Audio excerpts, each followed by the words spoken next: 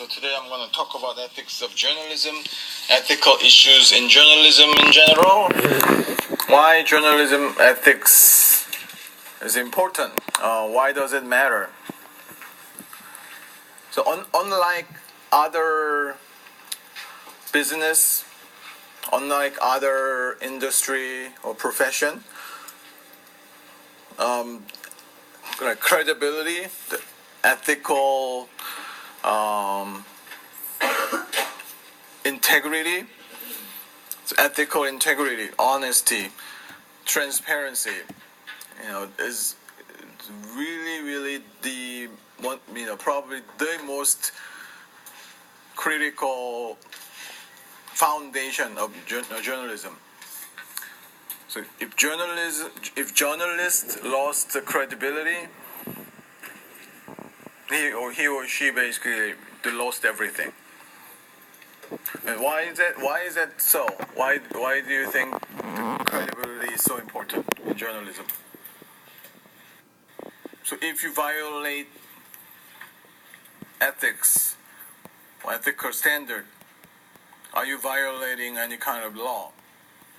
Or is there like a legal, but is it illegal to be unethical journalist?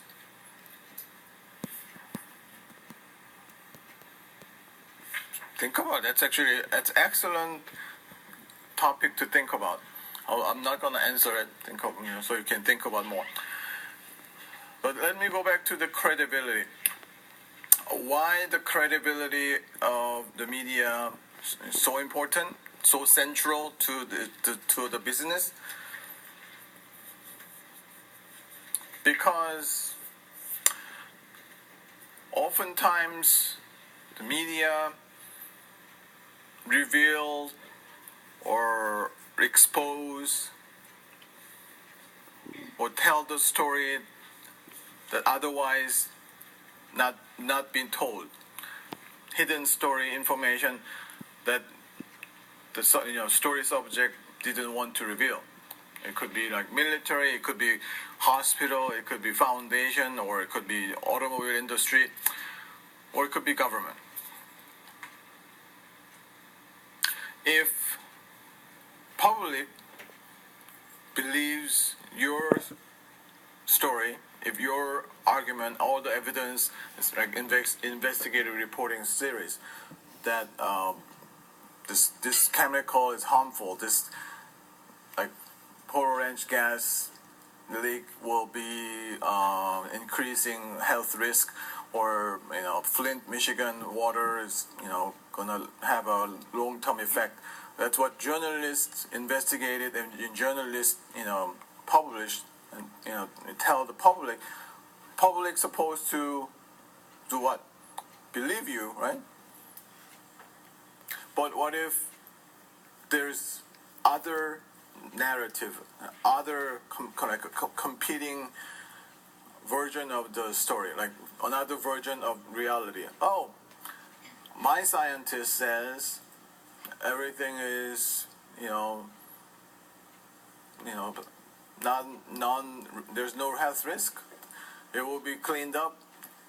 There is no wrong, harmful, elements. So trust me.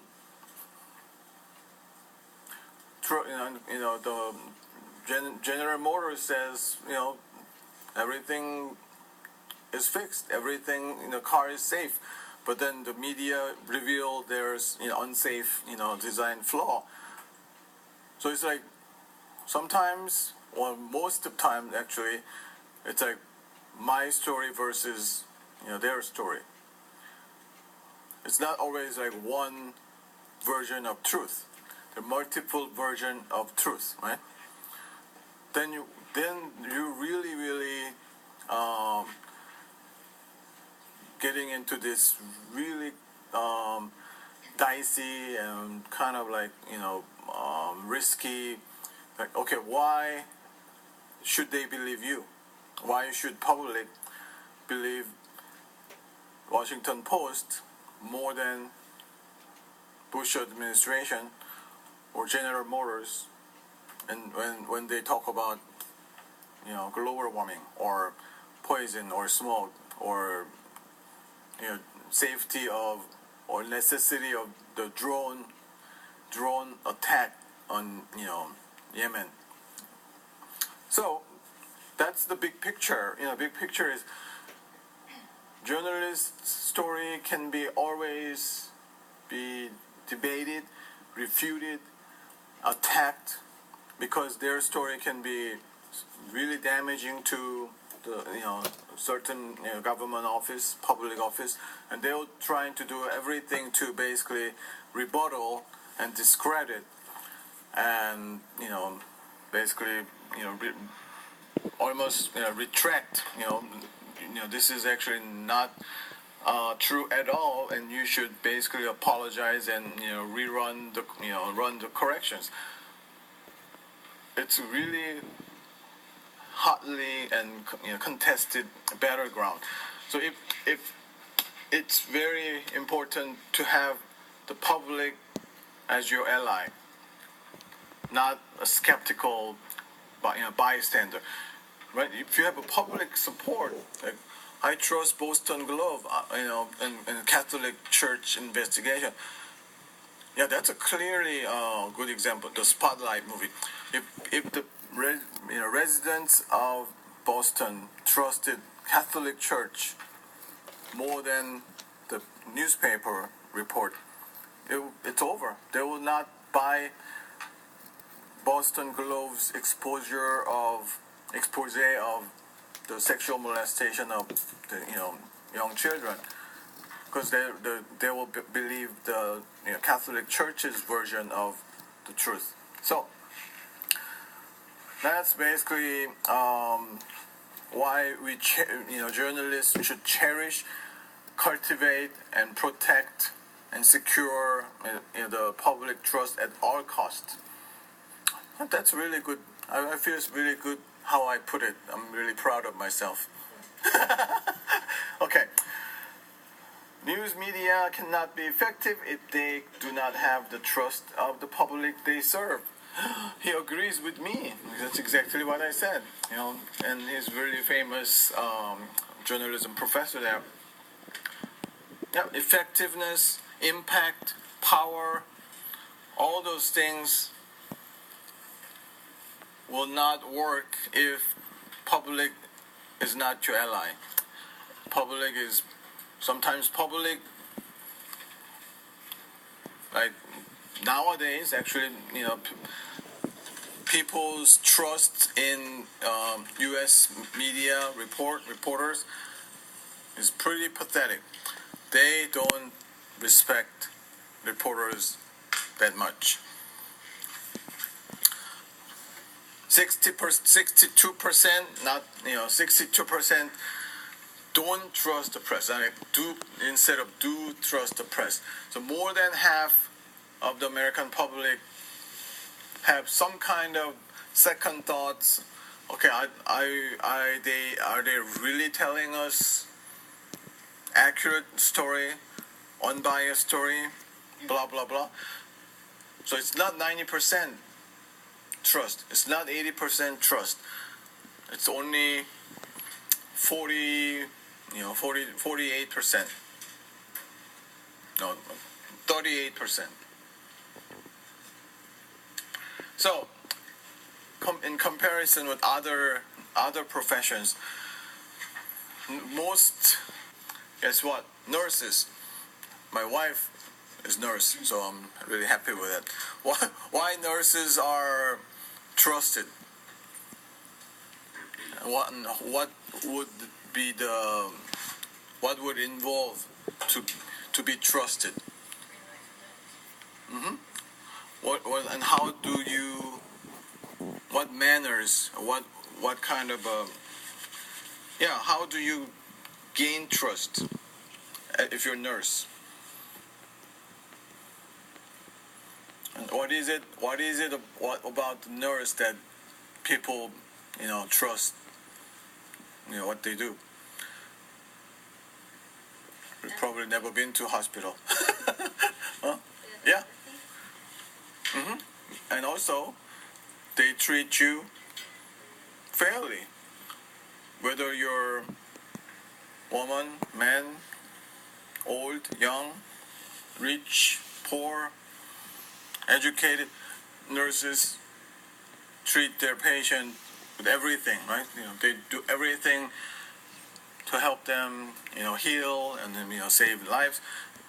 So that's when the patient or clients receive their service and feel they're really, really fair. They're really, really, doing, trying to do their best, and I trust them. What about pharmacists? Pharmacists, I mean, what can you go? How can you go wrong? And you have a prescription. Here's my prescription. Give me that, prescription. Maybe it will be done by 15 minutes, but when you after 15 minutes it's not done, so you have to go back 30 minutes. Then you're pissed. But it happens all the time at the Target. But what about pharmacists? I don't know. I mean, maybe they're selling their narcotic, drugs and under the ground or something. But pharmacists, military officers like generals, and they protect the country, so they have a lot of trust. Medical doctors, probably same reason. They have a Hippocrates oath and treat everybody equally.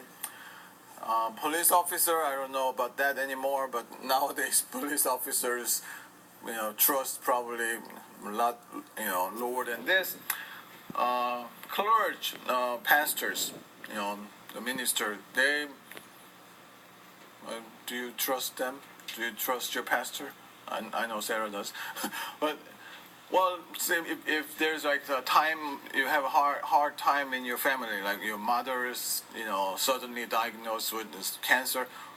If you're a religious person, the person you really want to see and talk to, sit down and talk, is the pastor, or Buddhist monk, or Catholic, or whatever your cult leaders. But judges, daycare providers, and so on, auto mechanics, do you trust them? Not really, because what kind of have you had a good experience with auto mechanics? You never fix your car? It's more like when you have like weird noise in your engine, you take it to shop, and you said, oh, if it's ethical, well, you basically have to go back to the dealer. It's under warranty, so you don't have to pay for it, and just have them change some CV joint for free. But if it's unethical, oh my God, your car is need to be there's some serious problem. It's gonna cost you like $3,000. So I'll give you best deal. Going all the way back, we are just below state office holder, meaning politicians. TV reporters are slightly less trusted than local politicians. What is going on? Of course, we are of course more trustworthy than lawyers. that's amazing. Or congressmen, or advertising practitioners and car salesmen. So this is kind of a status or current situation, a level of trust on reporters. So what is the ethics then? What is this thing called ethics? Like we use this term all the time. But what does it really mean? Ethics is basically kind of a concept. It teaches and studies what is wrong and what is right. And it sounds very simple, but if you think about a complex situation, all kinds of multiple standards, it's really difficult, topic. So ethics is basically study of moral component of human life, because ethics ends with S, like economics, physics. That means like study of something. So ethics actually is like a field of studies. So why do we need ethics? It gives you a framework. It gives you some kind of a mental tools so that you can make ethical decisions, better informed decisions. That's actually why ethical knowledge is important. Professional journalism ethics is, has been developed, and of course journalism is not the only field has ethics. So what other job professions have a strong emphasis on ethics? Oh, how? Physicians ethics. And what's the number one? Okay. Yes. And Police officers ethics. Educators. are you kidding? Just kidding.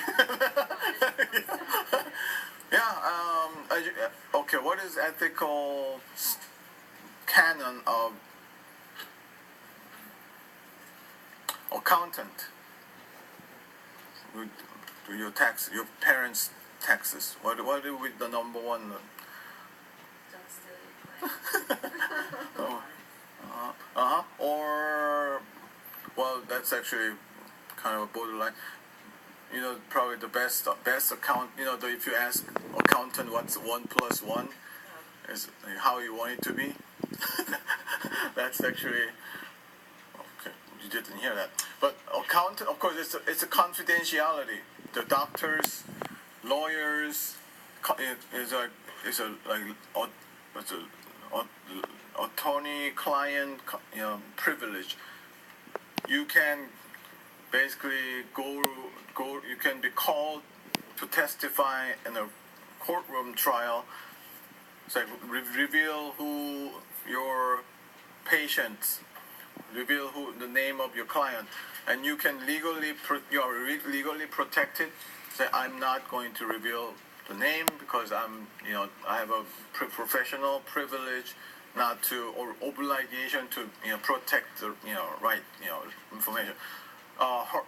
Education, actually, I'm a professionally obliged, required not to reveal your grades or health or any type of disciplinary records to your parents.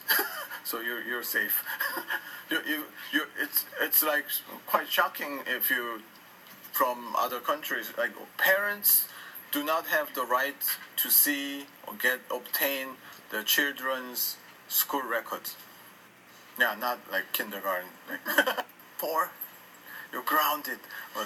But if someone from Indiana calls me, how's she missed the class for?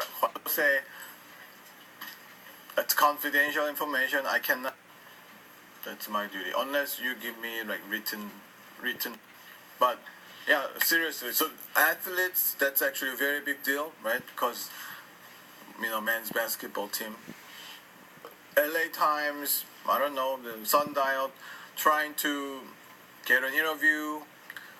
I'm talking about the seasoned men's basketball team paid like fines, or there are a lot of players suspended because of the academic. Their grades were basically not good enough. Media trying to find out more, but they basically shut it down. All the information, no comments, because it's a FERPA. FERPA is a Family Education Record Privacy Act. FERPA is a health related. FERPA is education. So it's actually bad news for journalists. So journalists would want that information so that public know. But there's always a rivaling, competing interest. So professional journalism ethics is there. Ethics provides tools. So when you actually think about this, when you graduate journalism school, you learn a lot of different skills. But it might be that if you didn't go to actually, if you didn't get a journalism degree, you can still be a great writer, great and reporter, great TV TV reporter, whatever, or especially sports or entertainment, because you know a lot about the subject. But the key difference for someone who went to journalism school, didn't go to journalism school, I believe is this part. The journalism school emphasize the ethical rules, ethical standards, and the principle of ethical journalism. And other department don't even talk about it. So what does it mean? They can possibly be successful in their career, but at one point their career can be basically destroyed, jeopardized, ruined, because the person didn't have ethically trained, ethically aware what is do and what is don't. So that's actually what what I really emphasize so much in J110, even though it's like early, the lower level class. But journalism ethics cannot emphasize enough how important it is, because so many journalists actually violate this ethical standard and cheat, and they plagiarize and fabricate, and of course sensationalize and exaggerate. So it's getting worse and worse, and I think we teach our future journalists a strong foundation of journalism ethics. So journalism ethics is actually in different, it takes different forms.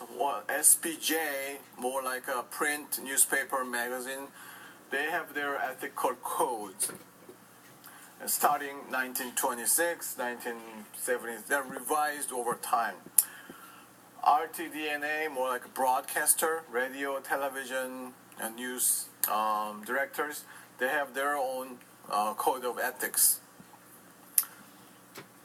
PR, actually, practitioners have code of ethics. What could that be? What would be the PR code of ethics? What kind of ethics do you think PR practitioners keep or uphold? Not to divulge personal information about their clients. Because they know all kinds of dirty stuff, right? Also, probably conflict of interest. It's more like your realtor. You're buying a house, right? What's a realtor's code of ethics? They supposed to work for your best interest, not not the seller or brokers, others, because they're supposed to work for you, not for them. But if they don't, you're screwed. PR is same thing. You actually, of course, you worry about public too. Now, all right. Before I actually, and legal question, right? Is there law? What about Europe? Is there like actual law, written law, the journalists should? Okay, tell me about it. Reveal something that isn't true, so you can't speculate, like affairs and stuff. Like fairness. Yeah, so like all these rumors about celebrities. So if you write, cheating if you report false, yeah. what's the result? I'm not really sure. So the court decides the validity of the story? Wow, awesome. That's interesting. Sweden? Yeah, it's pretty Same. Oh, and do you think European societies have similar laws? So also they have a libel and defamation laws. Like if the newspaper falsely say you're There is or mass murderer, or you are a vampire or something, then this court basically fines the publication for ruining your reputation, like libelous. It's a law saying Yeah. Okay. I know that actually also the British court. I know actually family, not family, the friends who went to Oxford and actually studied Britain's libel law and compared their law with U.S. libel law, and it's fascinating. They're incredibly different approaches. All right, in the U.S., why, the why. Of course, the answer is in U.S. court does not decide, does not get involved in those kind of matters. Why?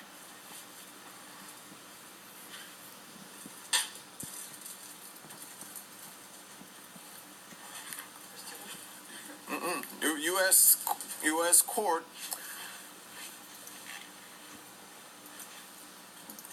don't get involved in verifying, false or any kind of journalistic story or journalistic, matters. Why? That's good. That's exactly right. First Amendment protection in the U.S. Constitution basically overrides those kinds of like necessity. They're saying they of course they weigh the balance. Okay, should state be the one who has the authority to judge quality or validity or truthfulness of the news journalistic work. And in U.S., absolutely not, because that's basically how this the whole American Constitution is built upon, like First Amendment, freedom of speech, freedom in any kind of governmental agency to have any kind of influence is considered like almost like censorship, because you never know once you let, even for the best interest of journalist or citizen, as soon as the government gets that kind of entrance to this free speech area, they worry they will be abused by dictators and more powerful people, so that there's strict protection of journalistic work. So that's why if you're a newspaper writer, if you're a publisher, you have absolute freedom from the government in terms of editorial. They cannot, even though it's outrageous false, even though it's outrageous criticism toward Obama, how people say all kinds of things about Obama, like Muslim, he's terrorist, he's not born here. I was like, can somebody just shut them off? And it's like, enough is enough. You just please stop talking about it. And it's the law, and wouldn't it be so much better and clean? We don't have to worry about noisy stuff. No, it's actually how do we manage and control that? It's a marketplace of idea. We let the citizen figure out themselves. We give that choice to citizens. If they want to boycott, organize the protest. If they want to boycott the advertising revenue, that's the way to go. But government will always stay away from those kind of a debate, which is extremely precious and powerful concept. And that's what makes America like America. Like video we watched before, the newsroom. The guy said America is not the best country in the world. Have we watched that? Is it this class or the other class? We're confused. Okay. So going back, there's no law that punish journalists who cheat, who plagiarize, or manufacture. They can be fired.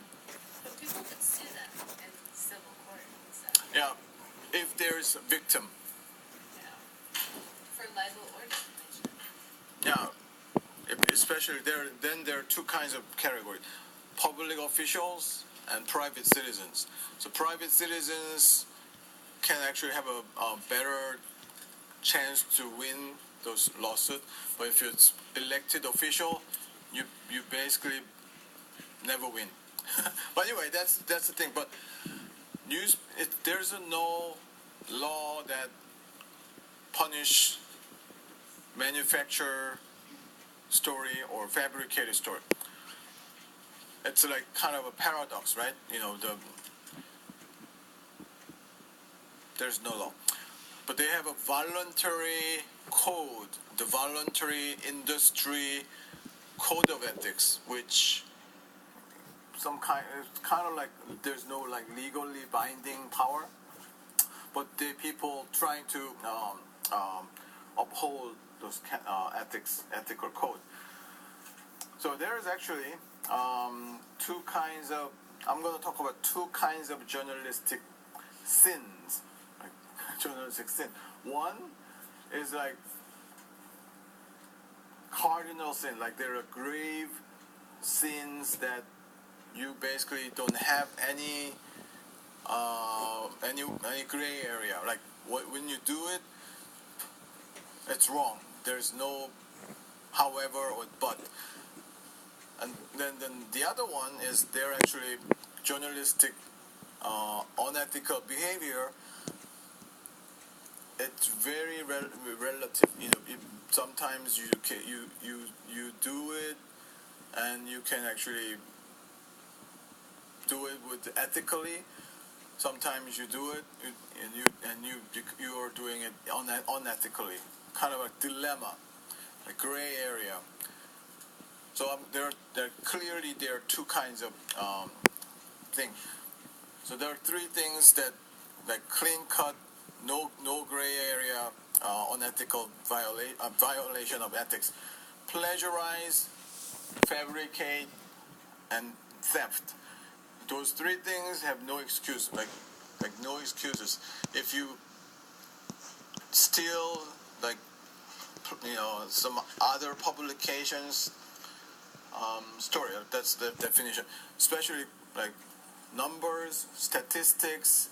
Sometimes the interview, when you run out of time, when you don't have great reporters, it's tempting to just copy and paste LA Times quotes and pretend that was your quote, that was from your own interview, which is incredibly horrible way. So there are many different versions. If you use information created by other person or organization without giving them the credit, that's plagiarism. So you always say, according to UCLA study, according to CSUN study. If you don't, that means the study is yours. But you didn't do that study. So basically, you're claiming an ownership of something that you didn't make. So that's a credit or attribution. That's why I always emphasize you don't forget to give the source's name. Otherwise, that suggests that's your own information. So never use even approximate quotation. That's another considered fabrication. You think the quotes are boring and dull quotes, so you want to make it jazzier and sexier and change someone's quote. That's basically fabrication too. Now, lifting quotes, that's basically you steal quotes from AP, quotes from Wall Street Journal, and use it as your own. That's actually called plagiarism. And fabrication is actually even worse. You don't even copy anything. You actually make up the whole thing. It's like writing a fiction. You actually create or moment. For example, you like write the whole baseball story based on golf. You write the whole golf story with Cecilia winning the what's the green jacket? Yeah, is that woman too? No, okay. Well, that's even better. You fabricate it. So Cecilia became the first woman to win the Masters tournament, and it was in like Atlanta, Georgia, and she had like hole-in-one, everything. That's fabrication. Yeah. There's not a single. Well, maybe Cecilia didn't exist. They would probably say there's like Rebecca.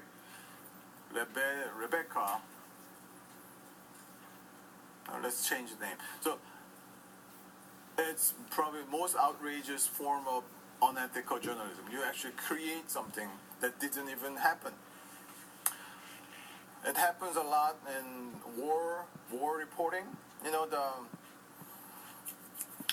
Brian Williams, he was never on a helicopter, but says he was on a helicopter many times. He almost got shot by the rocket.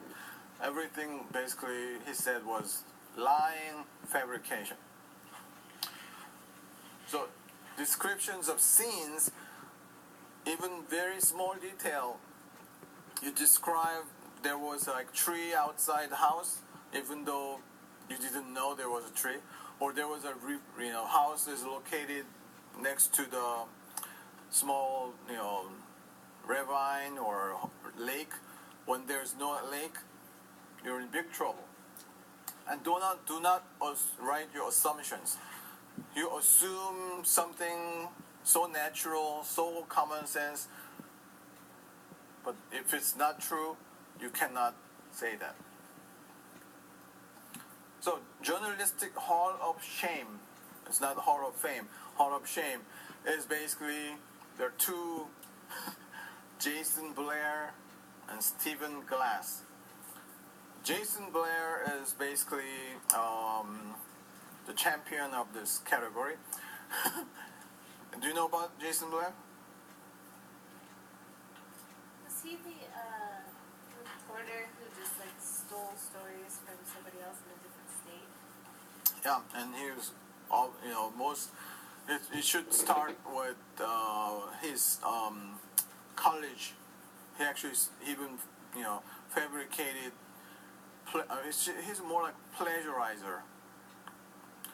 See, he's actually a very talented young black journalism student at University of Maryland, and actually his race plays an important role. That's why I'm saying it. In early 90s, newsroom was basically all white men, the old white man's industry. So they were really actively recruiting. They were recruiting talented minority reporters, Asian, Hispanic, and black. Jason Blair was a rock star. He's extremely good. He's also very social, outgoing, and black. So in his young age, he actually became a New York Times staff writer, like almost a matter of like 2 or 3 years. Usually it takes at least 10 years or more. You start from the small paper, maybe Orange County paper like that. Then you make your name for it, and that looks like a obscene tabloid. It is? Okay. Then you finally enter the New York Times, which is like temple of all the journalism. But he was different. He was like young. Well, that actually kind of put him on a very, stressful spot. And of course, he also had a bipolar. He had a bipolar disease illness. And then 9/11 happened. He was extremely distraught and fragile, and lots of pressure. So basically, his editor promoted him so fast, and he wanted to like live up to the expectation. So he was caught. He's been cheating all the time, but nobody dared to ask the verification because he's New York Times editor. I mean reporter. How dare you ask New York Times story? We are all the news that fit, right? Now, San Antonio, Texas newspaper, of course, it's really small. I mean, much smaller than even other Texas paper. Found that Jason Blair story. There was like, I think, entire quote is identical to the San Antonio reporter's story. That's about Iraq War veterans homecoming story. So they called New York Times like several times. Oh, this quote is so same. It's the same thing. It's like, have you? So they just wanted to have a. Did you send this reporter to Texas and interview this family member? Like we just want to know. And they actually, of course, we will check and get back to you. We are the New York Times. And so then it's like, okay, Jason Blair, come over here. Do you have a flight, like airplane ticket? Do you have a hotel receipt? Do you have a meal, reimbursement thing? And Jason said, sure, I'll bring it to you tomorrow. And I forgot to bring. So then it revealed he never went. He never went to Texas, and he just said, I was so stressed out because of 9/11, and my friends died. I was sick. So they actually started investigating the whole story all the stories he written in the New York Times, and they realized that he's been cheating all along. So Metro desk to National desk, everything. So Jason Blair is that. Stephen Glass is actually even more the master of fabrication. He didn't plagiarize other stories, but he actually wrote the fiction. The New Republic is basically a very elite political magazine, so-called Air Force One magazine, like all those movers and shakers in Washington D.C. It's a political magazine, and he was 25 years old at that time. He basically wrote. He wrote all those 20 or 40, 30 articles. It's a monthly magazine, so writing 30 story means it's more than 2 years or 2.5 years. And, stories he wrote, all lies. It's literally not. He wrote about hackers conference. There's pro wrestlers, name, place, everything was fiction. And he didn't get caught for 2.5 years. So, and those are all those people that did the same thing. Everyone, and probably today, if you search journalism ethics, you will see a lot more people doing exactly the same thing. And that's why people don't trust media. This is why the media public's trust in media is so low. It happens so many times. Janet Cook, she even won Pulitzer Award. The Pulitzer. Oh, you know the LA Times won Pulitzer, 3 Pulitzer last year. One sports and the column and some other category. 3 Pulitzer last year. This year, only 1 Pulitzer Award. Bad news. So it's not really the bad year. LA Times. So Janet Cook won Pulitzer Prize for her fabricated story for Washington Post. She also lied. She can speak like 4 languages, but it turned out she didn't even speak French or something. So I'm gonna stop here. I know a lot of, we wanna take a break. So when we come back, we'll talk about the other parts of ethics. Ethical dilemma. Do you know the definition of dilemma? Do you know what dilemma means?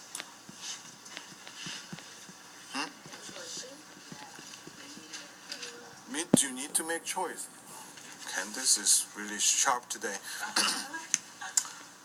Dilemma is not just a problem. Right? Dilemma is not just like shit happens. Dilemma is, you are like stuck in a situation. You have to usually make 2 bad choices, and which one is less evil choice, things like that. So good example are always white lies. Right? Bought this new lotion, smells horrible. Can't stand. What was it? My J100. It went to Bath Body and Beyond. I bought horrible strawberry smelling lotion. And she was like, "How does it smell?" Should I say that's the most horrible lotion I've ever smelled in my entire life, or said that smells so sweet? I love it. You should say, this is so spicy. Oh, there's some more on the... You should try those. Oh, wow. That's really sophisticated. But to lie, because the consequence could be grave. You don't want, have a fight over stupid lotion. Or another situation like Nazi, Nazi occupation. Do you have one, you've seen all this time, like you're in a farm, maybe Norway, so a poor Jewish family knock on the door, like 2, 3 children, and it's like family of 5. Could you please hide us from Gestapos? And sure. You could go to the basement, whatever, or attics. So it's a good thing, right? And who wouldn't do that? But then next day, the soldiers looking for Jewish family knock on the door. Hi Cecilia, have you seen anyone around here? Anybody looking for place to hide? It's like, would you say the truth or would you lie? Lie, probably. Of course you lie. What kind of response is that? You don't care about human life? We call it a white lie. Yeah, it's like, what lie? It's like, oh, not a single human being I've seen for last whole week. What if they were lying and they were criminals? That's actually. And they told a white lie. Who are they? The Jewish people. What they lie? told a white lie and say, oh, we're hiding. They're actually wanted. Not so innocent. What? I don't know what you're talking about. They didn't please hide our family. That's all. Okay. That's the dilemma. Yeah, dilemma is. Okay, I would. As a how I would let them hide. Tell on them. you're the first person who said that's a lie. Two kinds of ethical like school of thoughts. Yeah, one is like Immanuel Kant, like absolutist. Yeah, like lying is lying, and it means end just doesn't justify the mean. So like it's like no means no, yes means yes. There's no in between. There's like, in other words, the circumstance or outcome doesn't make lie. It doesn't justify unethical means, which is very useless. Very useless topic because in real world nobody does that. The so-called utilitarianism or utilitarian or relativism, saying the value or the merit depends on how much good you can actually achieve. So clearly the end result is beneficial, and the result is positive,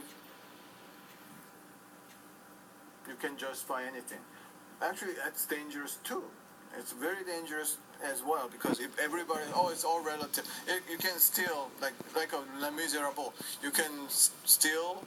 That's actually another complicated example. Even though you stole food, I forgot about that. Anyway, so it's like you if end result is good, deception, cheating, unethical means can be all accepted. That's actually the problem with torture. The Bush administration enhanced interrogation tactic or drone strikes or Jack Bauer in 24. Jack Bauer can get away with anything because he saves like thousands of innocent lives, and he saves presidents' lives like at least 20 times in one day within 24-hour period, right? When you have that kind of significant outcome is at stake, you can actually argue, it really the value or the benefit outweighs the ethical, standard or the lying. It doesn't make any sense. So, in other words, it's all like a balancing act. What you can do is this. You actually have some kind of a moral scale inside your head. So this is your head, right?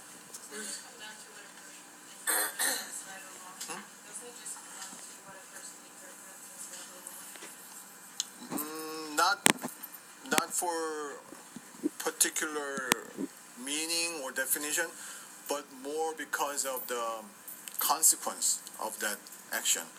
So if the result is positive and beneficial, it benefits a lot of people. It's like a Bentham, like Bentham. Like if everybody is happy with, because of what you are doing, what you're doing is good.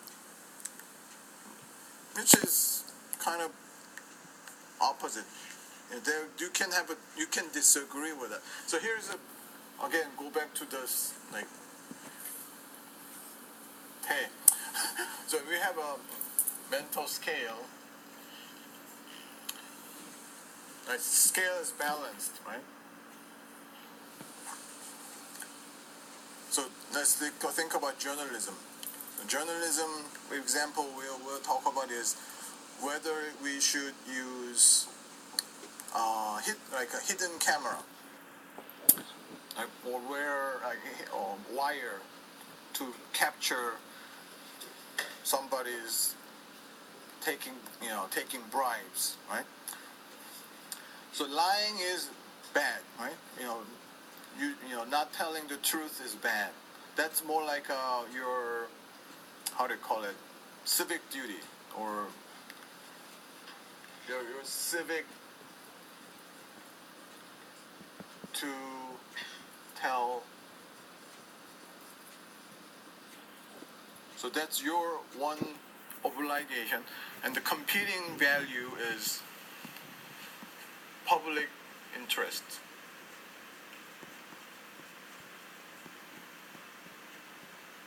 And public goods.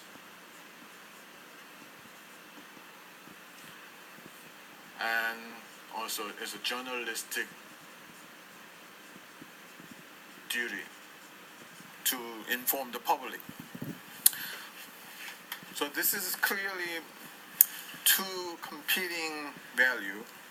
So when you actually know by using hidden camera or even undercover reporting, you're basically sacrificing your duty to tell the truth, right? To be honest. But actually this is opposite. So this will be smaller, but this will be a lot bigger because there's a greater, more substantial public interest in this case. So you want to actually make this, honesty less important, and the journalistic duty to tell this, corruption much greater. So the scale will tilt toward this side. So then, if this is a situation, you can justify, okay, even though I lied, I actually did it for greater goods, and I did it for my journalistic duty. Make sense? That people actually weigh which side overrides the other side. It's not always there's one answer or right or wrong. It's always the scale or balancing act. What about opposite example? Here's a situation when the public interest is not so great, or your journalistic value is not that significant. Then it will be lighter. Then also your duty to be honest, just civic duty, so use honest means, use honest method as possible, sometimes outweigh your journalistic duty, to tell the truth. So it's very relative, and it depends on situation to situation. For example, you have Jack Bauer situation. You have 400 people in hostage, under hostage in the airport. Would you hesitate to be undercover and be an undercover agent and penetrate into a terrorist group and pretend as if you are one of their terrorists? And nobody will question. Of course you would do that, because that's the only way to save people's lives, even though you lied, right? So you're basically lying is very insignificant compared to the good that you can do. Am I making sense? Yeah. Just like my lotion example.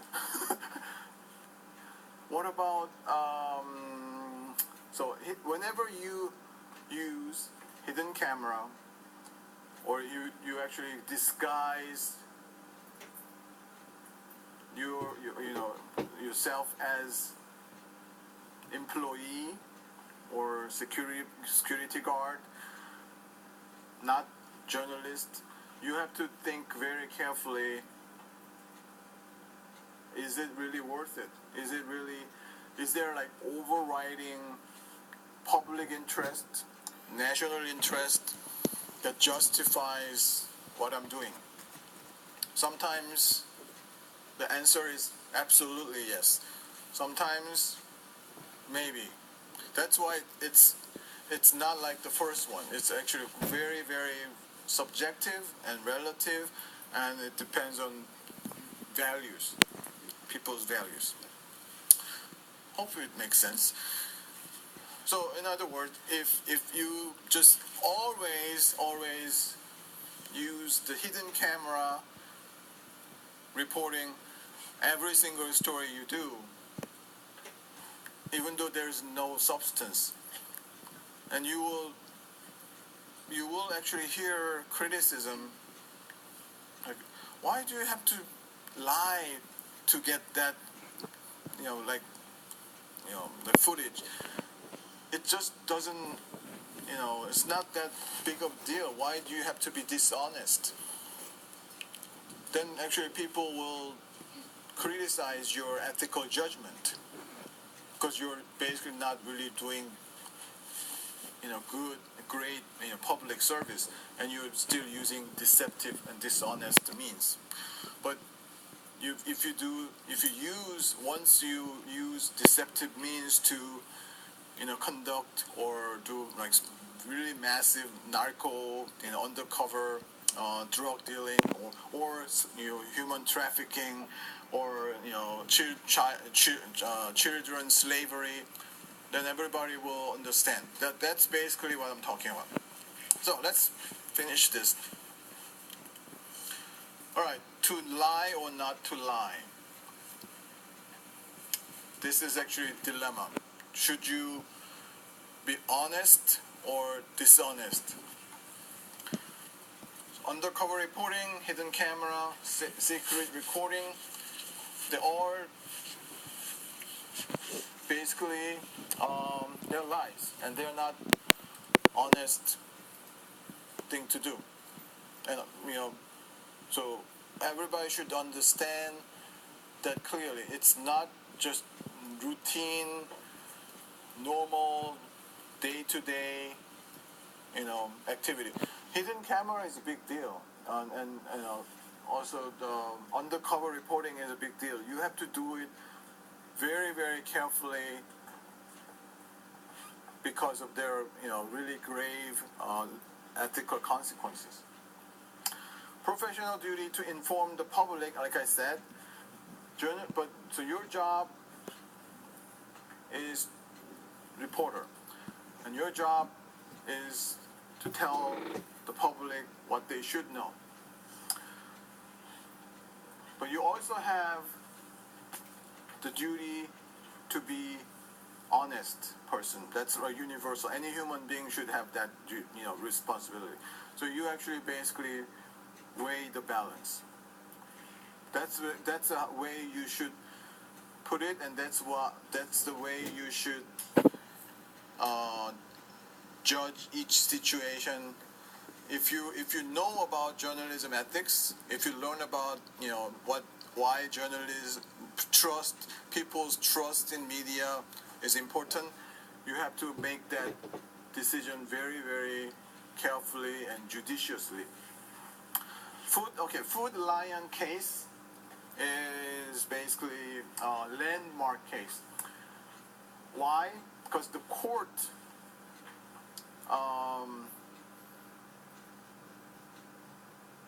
said the public interest and the dishonesty was almost even weight. I'll tell you more what happened. Okay, so Food Lion is a grocery chain, like a Vons or Ralph's. The ABC got this tip that they are basically the Food Lion selling outdated old meat in their meat department. horrible, right? So what they did is they sent like 3 reporters to the Food Lion store, and they apply for a job without telling them you're a journalist. Basically, they lied on their job application. They lied their name. They basically created false identity when they apply for a job. Why? They wanted to basically, go inside the meat department and hopefully pretending they're working and get a exclusive video footage of some in the staff putting or using or selling the outdated meat. And they did. They actually got the footage and they put it on the show. Food Lion was very upset, and of course had a huge criticism for selling that. So, but Food Lion sued ABC for basically deception, like for trespassing, lying on job application, all kinds of things. So the court decided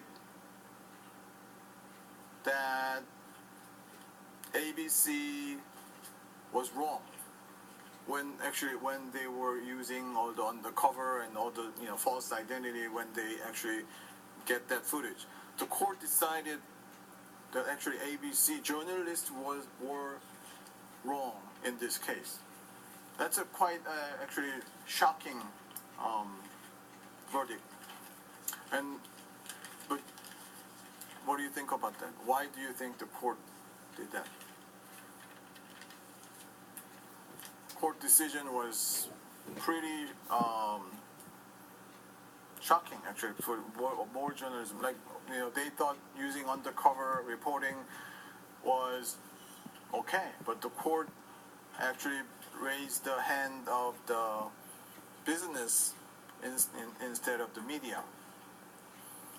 So think about it. So they actually look at this. Okay, yes, what are the consequences of using false identity for 3 or 2 or 3 people? So the detail is they actually have to go through work almost month or 2 months. And every single day they actually lied. They lied about their identity.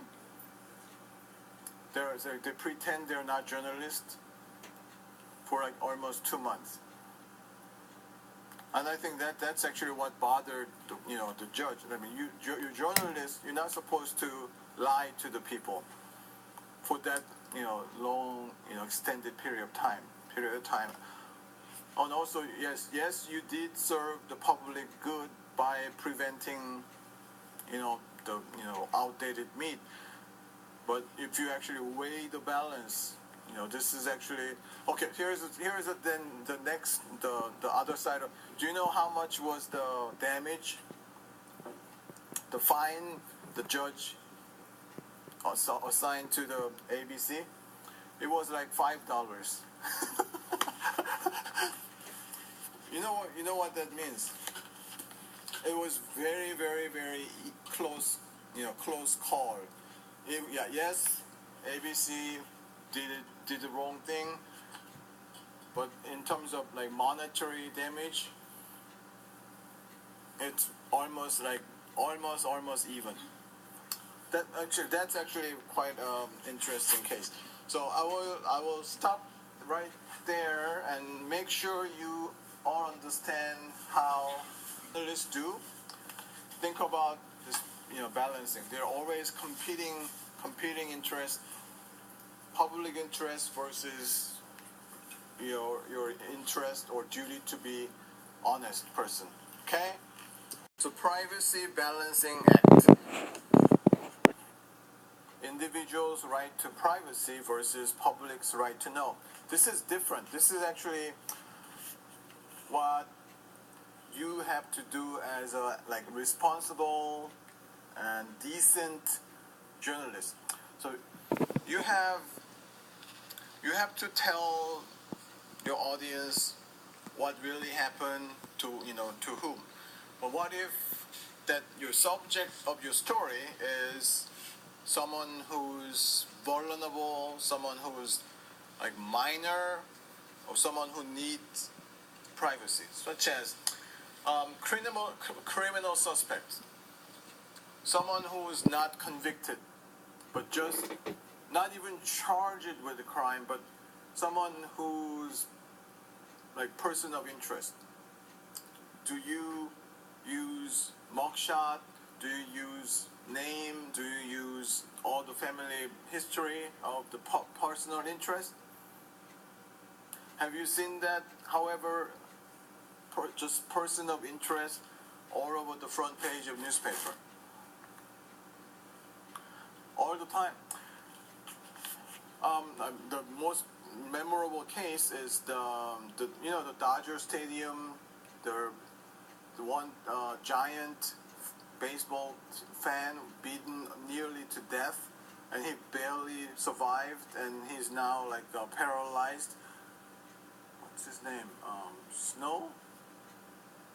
So the giant, unfortunate giant, fan who beat him up.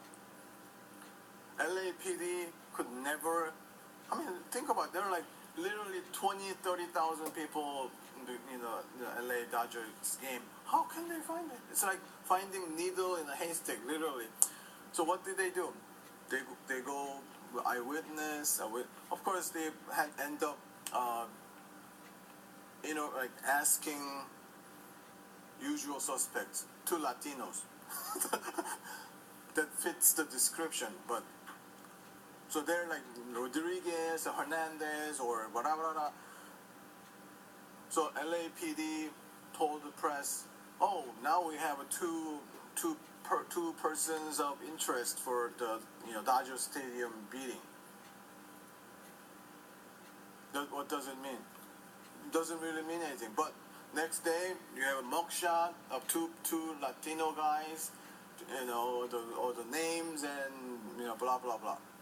Do you know what happened? Next month, they were wrong guys. So next month they have another 2 Latino guys. Oh, we have a new suspect.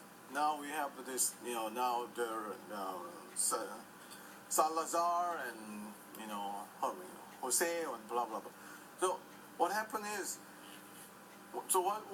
how would you feel if you were the first two people wrongly identified? Feel horrible, right? I feel humiliated. Like your reputation, your social status, job, your family. How about your kids? How your dad, like their classmate, your dad's picture on the newspaper. What happened to your dad? I was like, oh, nothing. No, your daddy was the one who beat up the giant fan. Ha ha ha. That's horrible, right? So it does create serious harm. It does harm to ordinary people. So you have to be very careful when you identify, especially minority of color, black, Latino, always there, who's not even charged, not much less convicted. When you use their name, picture, make sure it's justifiable. So there's a rule. You only identify name, picture, everything, only after arrest warrant has been issued.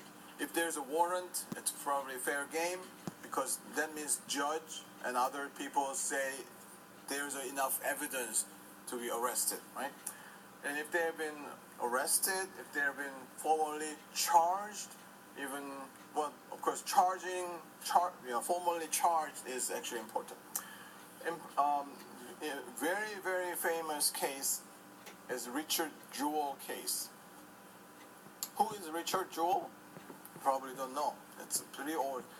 You know what year was at Atlanta Olympic game?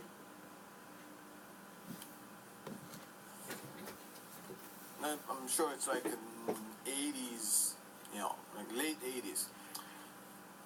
There was a bombing in Atlanta Park, Olympic Park. It was a horrible bombing. Richard Jewell was actually a security guard in Atlanta Park, public park, and he reported the bomb. But somehow it turned around that he became the key suspect of bombing. So news media in our entire country identified Richard Jewell as bomber, Olympic bomber. So later he turned out he's innocent, and so he sued in ABC. He sued at Atlanta Journal Constitution or AP, and he won. But later, people still see him as a terrorist, see him as a criminal. So he actually died with some health complication reasons, but he lived a very unhealthy life because media ruined his life. So think about that ethics. So of course you want to tell the public as much information as possible, but think about again balancing. How does it affect? How much harm does it do to the private citizen? So you have to balance that. Same thing. Like crime victims need to be protected. Of course, you want to tell the public can protect themselves or act more carefully because of the crime. But if you tell too much information about crime witness or victims, they become probably victim of another crime. What about rape victims? Why do you think the rape victim's identity is important?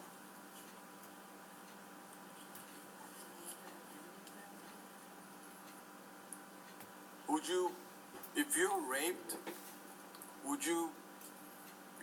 like your name be published in the front page of the New York Times? Why? It's not right. It's actually it's humiliating. It's more like that's actually why the rape or other sexual crime is double like malicious. It's public shame and public humiliation as a woman who's been basically violated, as treated, traumatized, stigmatized by peer or others. That's the last thing the rape victim or any kind of sexual crime victim want is people notice. Oh, she's the one who's been kidnapped and who knows? So that's actually the most malicious, thing to do. Identifying rape victims. Never identify rape victims. There's one exception. If the rape victims themselves come forward, say, I will basically consent to use my name in media so that probably in a future to prevent future crimes. So unless they voluntarily come forward, you never reveal rape victims. Suicide is the same thing. Sometimes suicide is stigmatized, has a stigma in it, and people don't think suicide is honor or honor for their family. The public officials' privacy is very special matter. Ordinary people like us don't have the means or resources or experience to basically fight back or rebuttal the media when they ruin or when they attack or criticize us.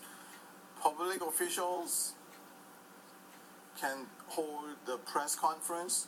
They can send the letters. They have a means and resources and experience to basically rebut or fight back in mass media. So we have the journalists have higher protection. They have a stronger protection when they criticize elected public officials. In other words, if you're a public official and you feel the media wrongly published the article or tag that hurts your reputation, called the libel or defamation, you have higher burden to prove that actually media harmed your reputation, which is actually not even true. So it's much harder for a public official to argue or criticize or even sue the media for libel and criticism. So know that. So law enforcement's request to withhold the news. So this is actually very common. For example, like last week, you read, this week actually, you wrote the story about Skid Row, the drug bust, right? Very, very interesting. What if you're LA Times reporter, you knew like 3 weeks ago they had undercover, the LAPD had undercover homeless person in Skid Row already. They look just like a homeless person. But he actually was, undercover cop in Skid Row. And he actually was the one who's selling illegal drugs. Was the name Shade? Or what was the illegal drug that make people sick? Oh, Spice. Oh, yeah. How do you know? I read the newspaper. Okay. And here's the thing, if you're a reporter, this is actually perfect. If you're a reporter and you kind of got the tip that undercover cop is selling,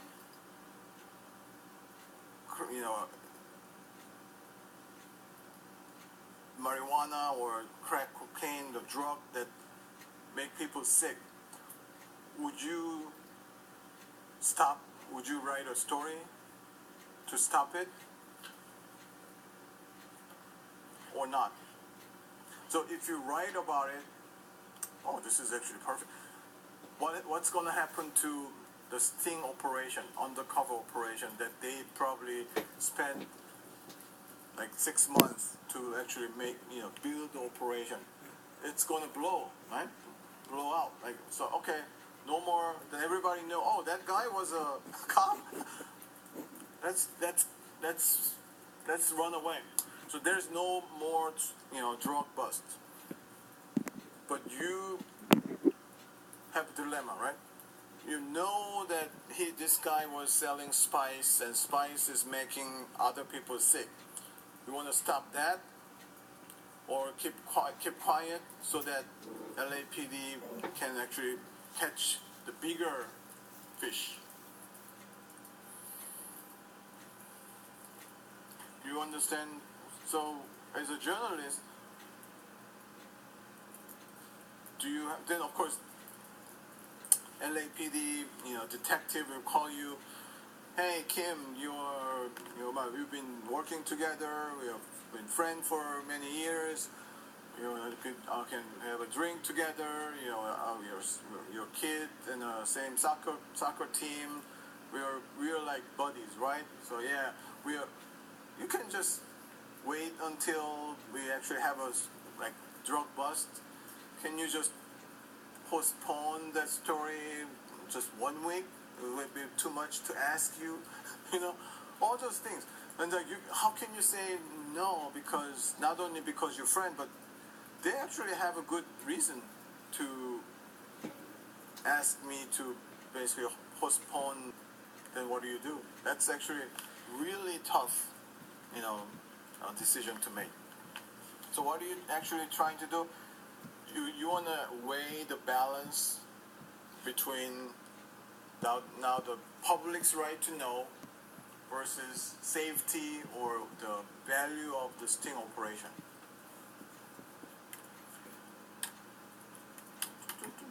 All right, so that was the end of the part one, but we have a part two.